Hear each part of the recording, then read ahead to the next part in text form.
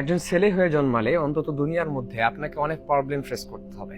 আপনি যদি দেখেন যে একজন ছেলে, সে যখন প্রাপ্তবয়স্ক হয়ে ওঠার পরে পরবর্তীতে সে যদি কোনো ইনকামের ধারসে না যায় বা সংসার চালানোর ক্ষেত্রে সে যদি নিজেকে আবদ্ধ করে না দেয়, তাহলে তার অনেক কষ্ট সহ্য করতে হয়। এর হয়তো বা কখনো এই পজিশনে আমি যাই নাই, তবে কিছু কিছু সিচুয়েশনের মধ্যে থেকে আমি এতটা অনুভব করতে পারি, ছেলেদের যখন দুঃখ কষ্ট বোঝার মতো কেউ থাকে না এবং তারা যখন প্রাপ্তবয়স্ক হয়ে যায়, অনেক সময় হয় যে লেখাপড়া শেষ, পিতামাতা তাকে অনেক কষ্ট করে টাকা দিয়ে পড়িয়েছে, কিন্তু পরিশেষে আল্লাহ তালার পরীক্ষায় হয়তো তার কোনো চান্স হয় নাই, সে কোনো চাকরি পায় নাই, বাসায় বসে থাকে। পিতামাতা বলবেই, এটা বলার কথা, কারণ এত টাকা দিয়ে পড়াশোনা করার পরে যদি সে ভালো চাকরি না পায়, ভালো একটা পজিশনে যেতে না পারে, তাহলে এটা কষ্টের বিষয় এবং বলার বিষয়। যাই হোক, এই ছেলেটা কি হয়, আপনার দিন শেষে যখন রাত্রি চলে আসে, কাউকে না বলার কারণে, কাউকে কোনো কিছু বলতে পারে না, সে এই কথাগুলো কথোপকথন বা কানেকশন করে কার সাথে জানেন?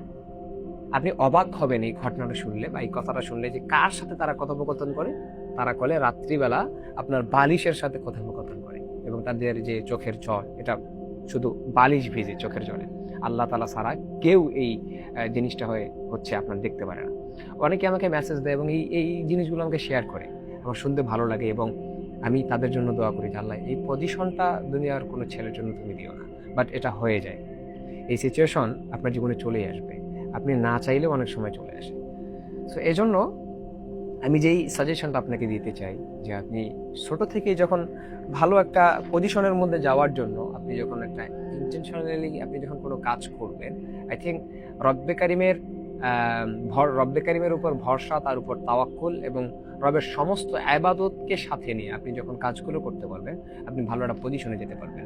ফর এক্সাম্পল, আপনি ছোটবেলা থেকে যখন আপনি বুঝতে পারছেন যে না, এখন আমার এই কাজটা করা উচিত, এই কাজটা করা উচিত না, ইন দ্য মেইন টাইম আপনি প্রপারলি খারাপ সঙ্গটা আপনি ছেড়ে দিবেন। আমার পক্ষ থেকে সাজেস্ট, অনেকে বলে যে ভাই নামাজ পড়তে পারে না, ভালো জিনিস ভালো লাগে না, ভালো কাজ ভালো লাগে না, রবের দিকে ফিরতে মন চায় না, এর জন্য বড় একটা জিনিস হচ্ছে আপনি খারাপ সঙ্গ ছেড়ে দিবেন। একাকী থাকার চেষ্টা করবেন, তবে এমন সময় একাকী থাকিয়েন না যে সময় আপনার হচ্ছে একাকী গুনাহ করার চান্স আছে। যেমন হচ্ছে আপনি কোনো খারাপ জিনিসের প্রতি অ্যাডিক্টেড, আপনি রুমের মধ্যে গেলেই ফোনের স্ক্রিন দেখতেছেন, খারাপ জিনিস দেখতেছেন, ভিডিও দেখতেছেন, সেক্ষেত্রে আপনি একা থাকা থেকে বিরত থাকবেন, আপনাদের পরিবারের কিছু লোকের সাথে আপনি থাকবেন।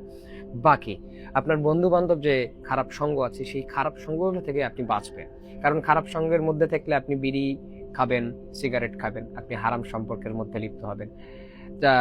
যখন আপনি খারাপ সম্পর্কের মধ্যে থাকবেন, তখন আপনি চিন্তা করবেন যে আরে, তারা হারাম সম্পর্কের মধ্যে লিপ্ত, আমারও একটা থাকা চাই।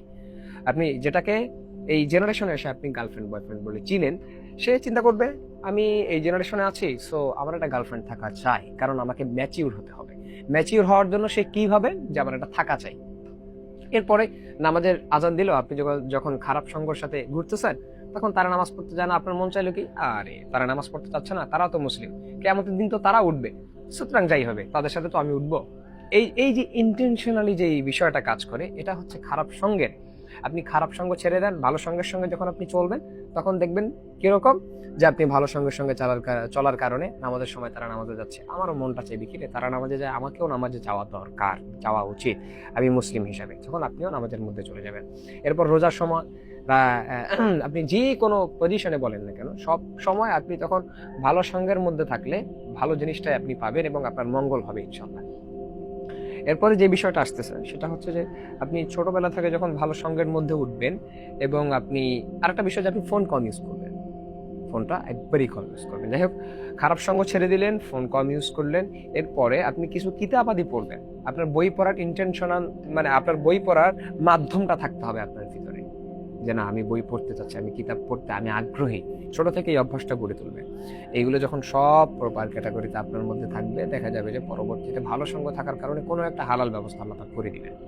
আর আপনার ওই যে রাতের মধ্যে আপনার বালিশের সঙ্গে বালিশ ভেজানোর কোনো প্রয়োজন নাই, আপনার পরিবারের চাপে খারাপ আপনার ডিসিশন নেওয়ার কোনো প্রয়োজন নাই, পরিবারের চাপে আপনি আত্মহত্যা করবেন, এই ডিসিশন নেওয়ার কোনো চান্সই নেই।